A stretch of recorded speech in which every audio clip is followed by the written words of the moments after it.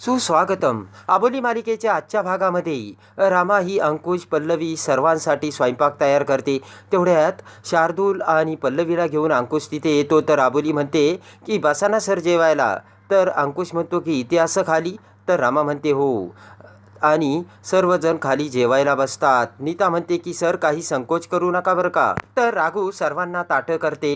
तर तेवढ्यात राघूने अंकुशच्या ताटामध्ये मेथीची भाजी वाढलेली असते. ते बघून आबोली म्हणते की आई, ही भाजी अंकुश सरांना आवडत नव्हती ना. तर रामा म्हणते हो, माझ्या अंकुशला ही भाजी अजिबात आवडत नव्हती. आबोली म्हणते की अंकुश सरांना ही भाजी आवडत नव्हती तेव्हा सचित सरांना सुद्धा ही भाजी आवडत नसणार. तेव्हा आबोली म्हणते की आई, तुम्ही ही भाजी काढून घ्या.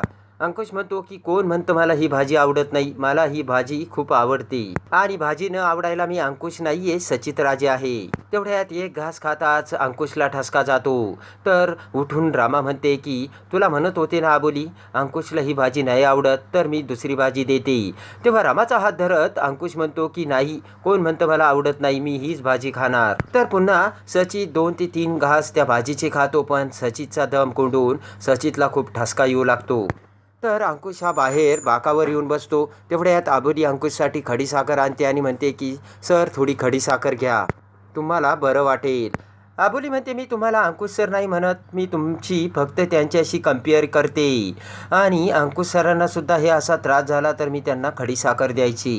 तर अंकुश हा खडीसाखर खातो तेव्हा त्याला बरं वाटतंय. तेव्हा आबोली म्हणते की वाटतंय की बरं, आणि आता जेवण करून घ्या आणि लवकर झोपा. आबोली म्हणते की चला उद्यापासून तुम्ही लवकर उठायचंय आणि मी सकाळपासून जे कामं करते ना ती कामे आता तुम्हाला करायची. तेव्हा अंकुश हा आबोलीकडे बघू लागतो. तर आबोली म्हणते की चला माझी चेअर लोटा आता. तेव्हा अंकुश म्हणतो मी कशाला लोटू, जशी आली तशी जा ना. तर आबोली म्हणते सर, पायरी किंवा उंबरठा ओलांडताना मला त्रास नाही होत, पण तो चढत असताना मात्र त्रास होतो. आज तुमच्यामुळे माझी ही अवस्था झाली, नाही तर मला कशाला कुणाची गरज असती. तर अंकुश हा आबोलीला तिची चेअर सरकवत तिला घेऊन जातो. इकडे विजया ही तिच्या रूममध्ये तिला खूप भूक लागली असल्यामुळे जेवण शोधत असते. पण तिथे कुठेच तिला जेवण नसते. म्हणते की ह्या आबोलीने मला इथे खाण्यासाठी मुद्दाम काही ठेवलेलं नाहीये. तेवढ्यात नीता तिथे येते. तर विजया म्हणते बरं झालं आलीस, मला खूप भूक लागली, चल मला काहीतरी खायला दे. हसतच नीता म्हणते की शरदराव नसतात ना तेव्हा मी सकाळी इथे काहीच नाही बनवत, आईकडे जाऊनच जेवण करते. नीता म्हणते की का गं, तुला भूक जर सहन होत नाही तर तू नाटकं कशाला करतेस, यायचं ना त्यांच्यासोबत जेवायला. मग नीता म्हणते मी जेवणाची पंगा घेत नाही बरं, कारण इथे रात्री काही मिळत नाही, तेव्हा आता तुला सकाळपर्यंत काहीच नाही भेटणार. तेव्हा विजया म्हणते काय, आणि तिचा मोबाईल घेते. नीता म्हणते की ऑनलाईन ऑर्डर करते का. विजया म्हणते की हो.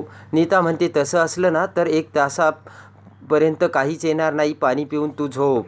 तर विजया म्हणते की आबोली, मला तू रात्रभर उपाशी ठेवलं ना, मी तुला सोडणार नाही. इकडे सकाळ झाल्यानंतर रामा ही क्रिशला चहा देते आणि राघूला बोलावत म्हणते की आवर बरं हे सर्व काम. तर राघू म्हणते क्रिश आलाय ना, त्याच्यासमोर आई मला कशाला बोलतेस. तर आबोली हसू लागते. तर रमा क्रिशला पोहे देते आणि म्हणते की क्रिश आपल्याच घरचा आहे ग, आणि म्हणते की क्रिश, अंकुश नसताना तू आणि अजिंक्य होतास म्हणून आम्हाला आधार मिळाला आणि आम्हाला धीरसुद्धा आला. तर रमा म्हणते की खरंच तुमचे खूप उपकार आहेत. तेव्हा क्रिश म्हणतो उपकार कायचे. तेव्हा आबोली म्हणते की आई, मग क्रिशला आपण कायमचा आधार का नाही बनवून घेत. तर रमा म्हणते म्हणजे. तर आबोली म्हणते की म्हणजे आपण क्रिश आणि राघूच्या लग्नाचा विचार करायला हवा. तर माधव काका म्हणतात की आबोली अगदी बरोबर बोलतेस. तर रमा हसू लागते. तेव्हा लगेचच राघू ही लाजून आतमध्ये जाते. तेव्हा माधव काका म्हणतात लाजली रे लाजली. रमा म्हणते की काका तुम्ही अगदी बरोबर बोलताय, पण मला आत्ता सध्या क्रिश आणि राघूच्या लग्नाचा विचार करायचा नाही. जोपर्यंत अबोली आणि अंकुशचं स्थिर स्थावर होत नाही ना तोपर्यंत लग्नाचा विचार आता बंद. आबोली म्हणते की आई तुम्ही माझी काही काळजी करू नका, आता अंकुश सर आलेत ना, त्यांना आता इथे सर्व काही गोष्टी आठवायला लागेल आणि माझं व्यवस्थित होईल. तेवढ्यात अंकुश तिथे येतो आणि आबोलीला म्हणतो की बोल आबोली, काय कामं आहेत, भांडी घासायची, कपडे धुवायची, सांग ना काय काय करायचं. तर आबोली म्हणते की 1 मिनिट, आणि राघूला बोलावत एक लिस्ट अंकुशच्या हातात देते आणि म्हणते की घरातली कामं काय आहे ना होतच राहतील, पण किराणा संपलाय घरातला, तेव्हा ही लिस्ट घेऊन तुम्ही किराणा आणा. त्यानंतर आबोली अंकुशकडे पैसे देत म्हणते की हे घ्या पैसे, पण यानंतरचे पैसे मात्र तुम्हाला मॅनेज करावे लागतील. अंकुश म्हणतो की मला तुझ्या पैशाची गरज नाही आहे. तुझ्या कुटुंबाची मी जबाबदारी घेतली ना तेव्हा ती मी पार पाडेल. आणि लिस्ट घेऊन अंकुश तेथून निघून जातो. त्यानंतर अबोली आणि राघू बाहेर आलेले असतात. तर अंकुश त्याच्या कारमधून किराणा सामानाची पिशवी घेऊन ती अबोलीला देतो. तेवढ्यात पाठीमागून 2 लोक येत खूप सारे मोठाले बॉक्स आणि पोते घेऊन तिथे येतात. तर अबोली म्हणते हे काय आहे. तेव्हा अंकुश म्हणतो की वर्षभर पुरेल एवढं अन्न आणलंय. तर अबोली ही अंकुशकडे बघू लागते.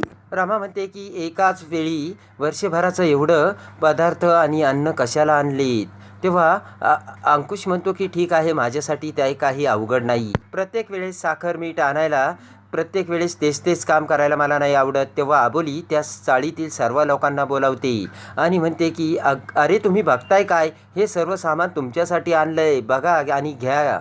अबोली म्हणते की सर आज खूप खुश आहे, त्यामुळे आनंदाच्या भरात तुमच्यासाठी हे सर्व आणलंय, घ्या. तर ते लोक सामान घेऊन जातात. तेव्हा अंकुश म्हणतो हे काय केलं. तर अबोली म्हणते की तुम्ही आमच्यासाठी सामान आणलं होतं, पण ज्यांना या सामानाची गरज होती ना ते घेऊन गेले. आणि हे सर्व सचित राजांसाठी काही मोठं नाही ना. तेव्हा अंकुश म्हणतो की हे सर्व तुझी काय नाटकं लावलीत, तू मला त्रास देण्यासाठी हे सर्व करते ना अबोली. अबोली म्हणते की बरोबर बोललात, कारण उपकार नकोयत आम्हाला कुणाचे. कष्टाने कमवलेल्या पैशाचेच आम्हाला अन्न पाहिजे. घाम गाळून कष्ट करून जर पैसा मिळवला तर त्याच पैशाची आपल्याला किंमत असते. सचित म्हणतो की तुला काय म्हणायचं अबोली, मी काय चोरी करतो का, मी सुद्धा मेहनत करून कष्ट करून ते पैसे कमवलेत. अबोली म्हणते बरोबर आहे, पण मला सचित राजेंचे पैसे नकोत, मला आमच्या कमाईचे पैसे हवेत. अबोली म्हणते हे होण्या अगोदर मी घरोघरी जाऊन किचन ॲप्लायन्सेस आणि घराचे बाकीचे सर्व कामे करून हे पैसे कमवायचे आणि त्याच पैशातून आमचं घर चालायचं, कारण त्या पैशात आनंद होता आणि स्वाभिमान होता. पण मला या पैशात कुठेच तो दिसत नाही. तेवढ्यात अबोली ही राघूला त्या पिशव्या आणायच्या सांगते. तेव्हा सामानाच्या त्या पिशव्या घेऊन येताच अबोली म्हणते की सर, दारोदारी जाऊन तुम्हाला हे काम करायचंय आणि हे सामान विकायचंय आणि त्यातून पैसे आणायचे आणि त्याच पैशातून तुम्हाला या घराचा किराणा भरायचा आहे. ते ऐकून आता अंकुशला मोठा धक्का बसलेला असतो. अंकुश म्हणतो की हा काय मूर्खपणा चाललाय. तर रमा सुद्धा अबोलीला समजावं लागते, पण अबोली म्हणते की नाही, मी हे जे काम सुरू केलंय ना त्याच पैशातून आता सचित सर किराणा आणणार. तर अंकुश म्हणतो की मला हे जमणार नाही. तेव्हा अबोली म्हणते मग दुसरा पर्याय शोधा. अबोली म्हणते तुम्ही दुसरं काम शोधा, पण तुमच्या त्या पैशाने या घरात सामान येणार नाही. तेव्हा नाविलाजाने अंकुश त्या पिशव्या हातात घेऊन विकण्यासाठी निघून जातो. तर अंकुश निघून गेल्यानंतर रमा म्हणते की तो खरंच गेलाय. अबोली तू हे काय करतेस. तेव्हा अबोली म्हणते की आई, प्रश्न पैशाचा जर असता तर त्या दिवशी त्यांनी दिलेले ते पैशाचे बंडल मी घेतले असते, पण आता प्रश्न पैशाचा नाहीये. त्यांनी माझी जबाबदारी घेतली ना, तेव्हा मी जे करते ना तेच त्यांनी पूर्ण करायला हवे. रमा म्हणते बघ, पण तो जर निघून गेला तर अबोली म्हणते की नाही जाणार, इथून पुढे मी जे करते ना तेच ते करणार. त्यानंतर अंकुश त्या पिशव्या घेऊन पल्लवीच्या रूममध्ये येतो. तेव्हा पल्लवी म्हणते की सचित का चिडला रे एवढा, आणि ह्या पिशव्या कशाला आता. तेव्हा रागाने अंकुश म्हणतो की स्वतःच्याच पायाने मी आता स्वतःवरती कुऱ्हाड मारून घेतली. त्या अबोलीला मी बिझनेसमध्ये कमवलेले पैसे नकोयत, हे असं सामान विकून तिला पैसे हवेत. पल्लवी म्हणते की त्या अबोलीने तुला त्रास देऊन तुझा अपमान करायचाच ठरवलाय, काहीही करून तू दारोदार जाणार नाहीयेस सचित. तर सचित म्हणतो की मी माझा शब्द नाही ना तोडू शकत, ती माझा पेशन्स बघते ना, ठीक आहे जाईल मी या पिशव्या दारोदार घेऊन विकायला. त्यानंतर अंकुश त्या सर्व वस्तू विकून अबोलीकडे येतो आणि म्हणतो की हे घे पैसे, मी सर्व वस्तू विकून आलोय. तेव्हा अबोली म्हणते की तुम्हाला एक साधी जबाबदारी पार पाडता येत नाही, तेव्हा आजपासून मला तुमची मदत नकोय. ते ऐकून अंकुशला मोठा धक्का बसतो. तर इकडे विजया पल्लवीला म्हणते की सचित बदलायला लागलाय, तेव्हा आता सचितचा अंकुश व्हायला फार वेळ लागणार नाही.